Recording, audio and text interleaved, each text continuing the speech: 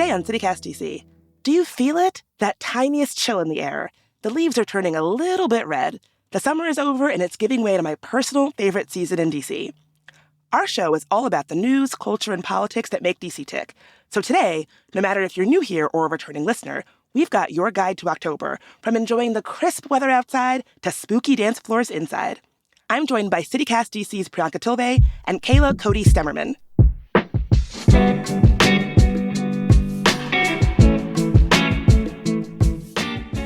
Today's Tuesday, October 1st. I'm Bridget Todd, and here's what DC is talking about.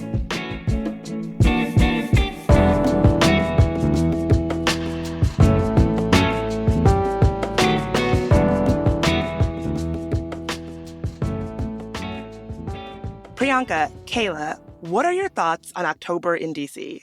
I love October. It is definitely by far my favorite month. Oh my God, same.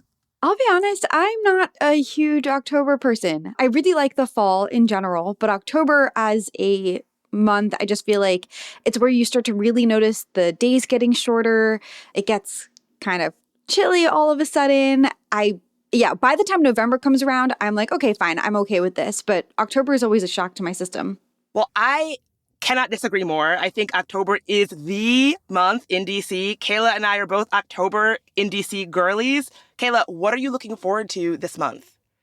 Yeah, I mean, there's so many things. I think one of my favorite things to do in general in the month is I love the fall aesthetic, like that fall decor. Like people really go all out, especially in a couple neighborhoods. And I love to just walk around and like people's fall and Halloween decor, especially like Capitol Hill and Alexandria. Like if you go around dusk and like people have these crazy like Halloween, like those massive skeletons and like hundreds of pumpkins and like twinkly lights. It's a little bit like haunted. You kind of feel like you're in like one of those like Halloween movies. People really go all out for the aesthetic, and I love it. I love a little Halloween walk. I do it every year, and I think it's so fun. It's like it's a lovely little friend activity as well. Like you can't go trick-or-treating anymore as an adult, but you can still appreciate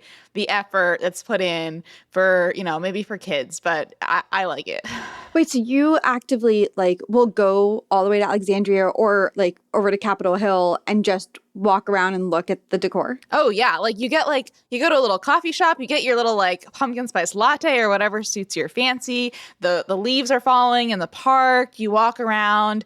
There's actually a map that's made every year called the Spooky Hill Map on Capitol Hill, which is basically a publicly done Google Doc. No way. Where everybody who has Halloween decor that they want to show off will put their location into this map, and you can pull it up and go house to house to see all of these really cool Halloween fall decorations. And it's really fun. It's like a little tour of the neighborhood, except it's a little bit special.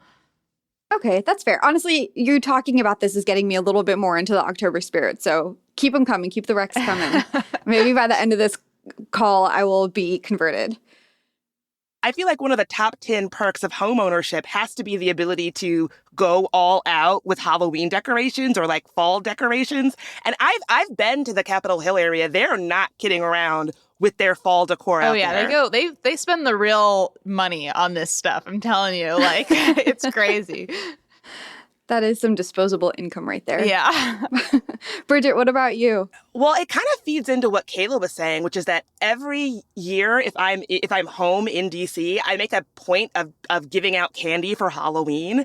And it's just something I've been doing since I've lived here, because I've always lived in apartments and in buildings where it might not be obvious whether or not that is a place where kids can go to trick or treat and get candy. So I always try to put some kind of signal, whether it's lights or a pumpkin or a jack-o'-lantern, out on my stoop, or I'm sitting on the stoop with music and a bowl of candy. Just because I feel just because you live in an urban environment doesn't mean you should have to miss out on trick-or-treating.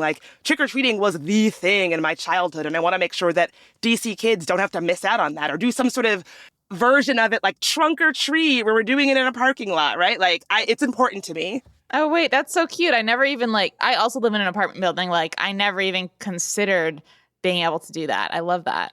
I think it's especially thoughtful that you take the time to figure out like how to signal to people, because I think that's the real barrier to entry, right? I'm like, what's the point of me buying candy? No one's going to know to come to my door so I can give it out, and then I'm just going to end up eating all this candy myself, but which is dangerous. But thinking to put some sort of signal out there is really smart. Well, otherwise you're just a grown-up handing out candy. Yeah. And it looks sketch. Yeah, You have it's to definitely have, a thin line there. yeah, you have to have like lights or like a playlist going or something that signals this is an official part of Halloween. I'm not just some creep on a street corner. What and trying to candy do you lure your get? kids.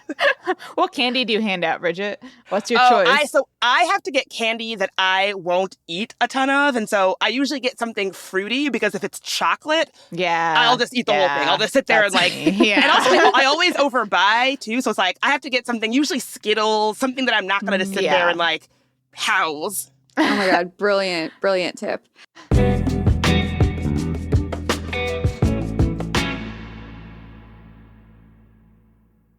Well, for me, this isn't something that I do every year, but I was actually just talking to some friends, and it's something I want to make sure to do this year, which is pumpkin carving. I used to go as a kid to the pumpkin patches. I just haven't done it as an adult. And I have a few friends who are, like the two of you, very into October. And yeah, they have been raving about the pumpkin patch scene in the DMV. And they've been really romanticizing us all sitting around in our kitchen and carving quirky pumpkins. So I'm going to give it a go this year. I do remember like 2 years ago now, Kayla, you wrote up a pumpkin patch list. I don't know if you remember this, but I found it on our website and I've sent it out to my friends and we're going to go check it out. We'll have it in the show notes as well in case you want to, dear listener, check out this list of pumpkin patches. But I think the one that I would probably go to, top of my list, is Butler's Orchard. Classic. Yeah, it's a classic. They do their pumpkin festival every year and it's already kicked off. It kicked off towards the end of September. So they're open every week from Wednesday to Sunday, including Columbus Day. So that 1 week they'll be open on Monday as well. And the thing that draws me to Butler's is that I know that I enjoyed their apple picking as well. And so if the pumpkin picking ends up not really being for me, I have the consolation prize of apples. Absolutely. I love this activity. I do this almost every year, and I don't always go to the pumpkin patch, but I always get a pumpkin, and like my friends and I will just have like a little pumpkin party. And it's like such a budget friendly, like creative, fun thing that everybody loves to do. And you can like make some little cider and have your little like extra, Halloween candy left over or something. And I highly recommend. I'll come to your pumpkin party, Priyanka. Okay, yeah. You know? You're so invited because we'll need a pro there. What do you carve? Like, do you just do a smiley face? Do you do something bizarre? Like if you just do like a smiley face, it's just not like, it's not original enough. You know, I'd never go hardcore because that's way too hard. Some people go with stencils and like do the whole thing. I'm always just like kind of working with like a kitchen knife. So things are a little bit limited in that aspect. But, you know, you just like some weird little toothy grin, you know, some weird eye shapes, whatever you want. Very cute. Okay, this is going to be a weird question. Do you cut the top off or the bottom off? Because last Halloween, I was making a jack-o'-lantern with my niece, and I bought like one of those kits, and it said to cut a circle on the bottom of the pumpkin, which my whole life I've been doing the top of the pumpkin. Yeah, I do the top of the pumpkin. So you have the little handle, and then you can... Exactly. But, I mean, whatever works, you know, whatever works. You know, Priyanka describing going apple picking and pumpkin picking and all of that kind of brings me to one of the things, I guess a tip for the October season, which is I feel like October is not complete unless you are doing something outside when it's a little bit colder out. So if you've got that friend or you are that friend who's a baby about being outside in the cold, suck it up, wear leggings under your jeans, bring some gloves and bring a hat, because it's not fall if you're not sort of sitting outside enjoying like a little bit of the chilly weather. Like that's part of it. Bridget, I adore you. I've never felt so attacked though.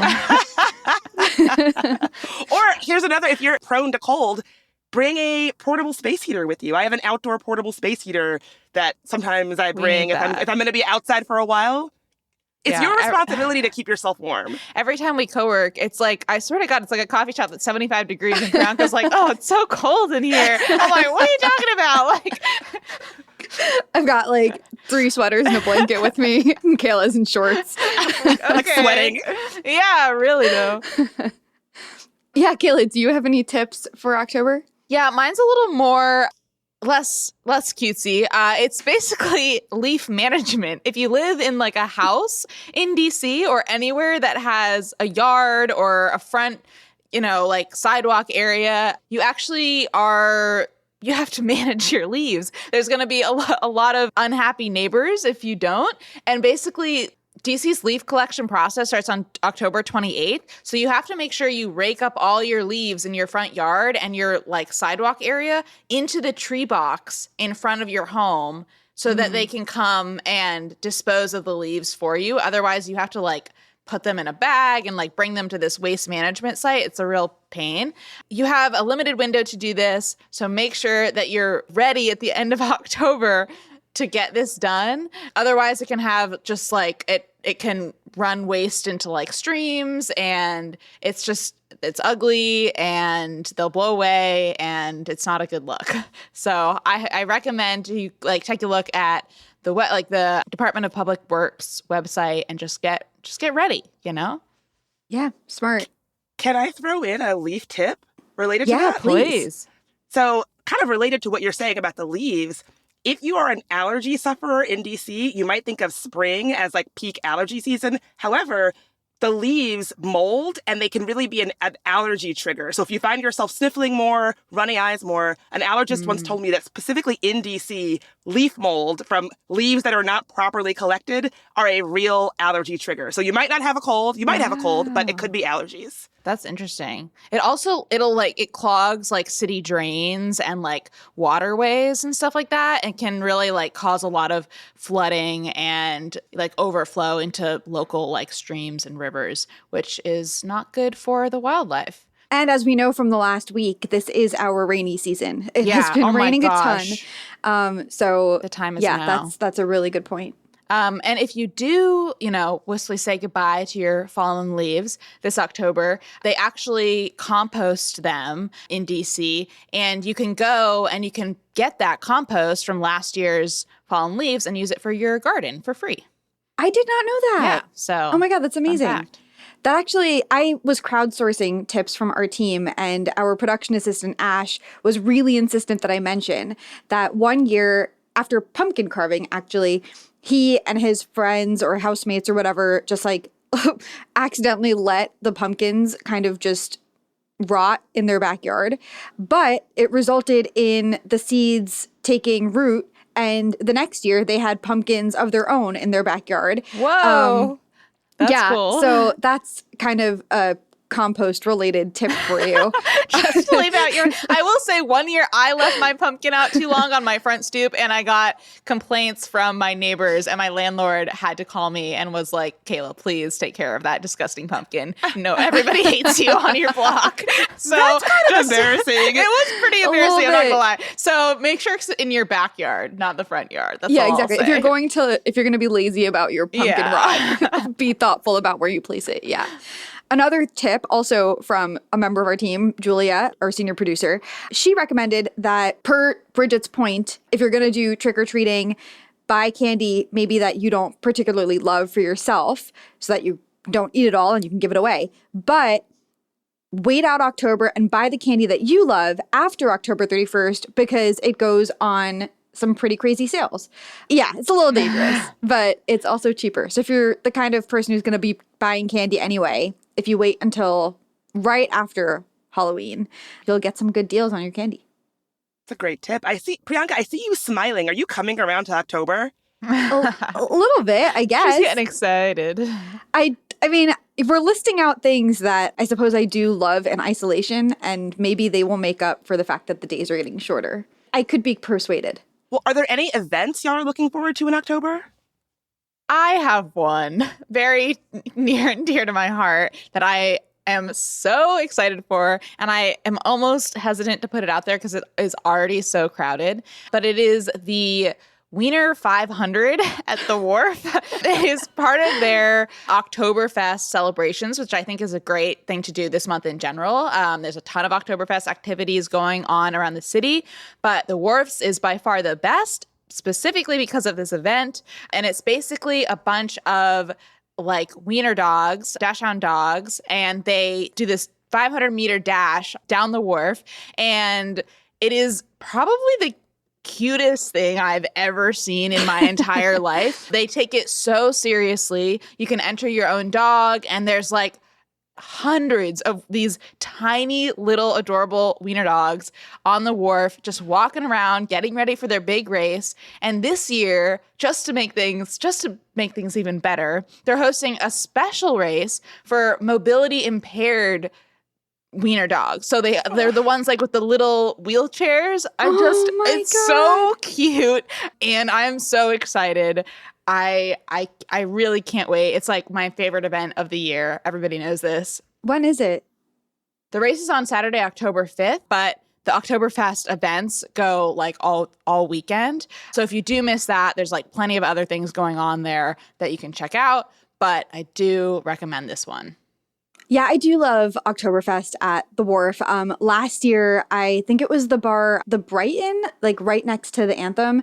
I happened to just be walking past it, and I saw a bunch of people in like a supervised, organized beer chugging contest, like with massive pints. Supervised.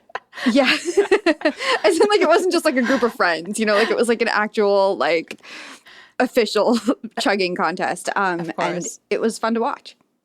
Yeah, that area does. I mean, I don't make it down there very often, but every time I do, I'm like, oh, they have so much fun stuff going on over here. Yeah, they really do go all out on their events. And most of them are free, too. So, yeah, I have 2 events that I'm looking forward to. One is a shameless plug for our live taping on Wednesday, October 9th.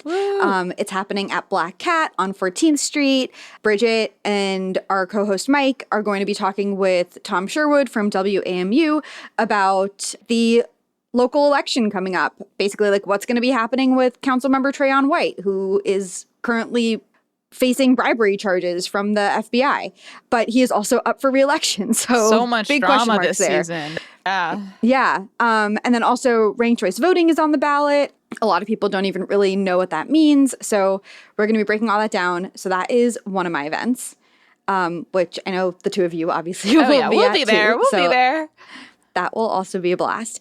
The other event is a lot more random. Have you guys been to Common Good City Farm? Yes. Big fan. So then you know, it's really, really cute space. They do so many great events. A lot of them you have to pay for, and they are worth paying for because mostly that money goes back into sustaining the farm and like their fundraising. But on October 11th, which is a Friday, they have a free event that is called Infusions at the Farm. So they're going to teach you how to dry your own herbs, make herbal infusions from those herbs, and then like you're just going to get to hang out with everyone while you do this. There'll be raffles, a photo booth, and you leave with your own custom infusion. So I think that sounds like a great way to spend a fun. October Friday. That's a perfect like fall activity too. Like, Yes. come on. Yeah. That sounds right up my alley. And also, I have to say, it sounds a little bit witchy to me. I hear that. Totally. Oh, yeah. I mean, you're crafting your own brew. Come on. I hope they give us big potion like cauldrons. Absolutely. Yes, that's like some big witch energy, which actually, I mean, the thing I'm looking forward to in October, the event that I'm looking forward to the most is a spooky queer dance party called Disco Tits. So Disco Tits is this new, fun, queer dance party series put on by my friends, Robin and Leela. Shout out to them. But if I can read you a little bit of how they describe this event. Sinister sapphics, dykey demons, and evil enemies join us for a night of lust, liberation, and disco-fueled darkness. Come worship the weird, horns, claws, neon blood, ghostly glam, spikes and scales, and studly high encouraged. Best looks will be captured by a photographer. Yeah, how does that not sound like something that would be a great way to spend your time? Incredible. Yeah. This is it. I am now an October fan. That tipped me over the top. Epic. When is it, Bridget? It'll be October 29th at Lamont Royale in Adams Morgan. I went the last time, and it was one of the more fun nights I've had in DC in a long time. Oh, that is so close to me. You should definitely come. Yeah. I can't wait to see what they do with the sort of spooky theme. Is it? Yeah. What's the cost? Is it free? It's free. Oh, that's amazing. Oh my God, I'm there. Okay, so we're basically all going to the same event this October. I'll exactly. just see We'll you just put all them on the month long. calendar. Put them on the group calendar. Yeah, exactly. I told Priyanka, we're going to make an October girly out of you yet. Yeah, Oh, you're yeah. well on your way.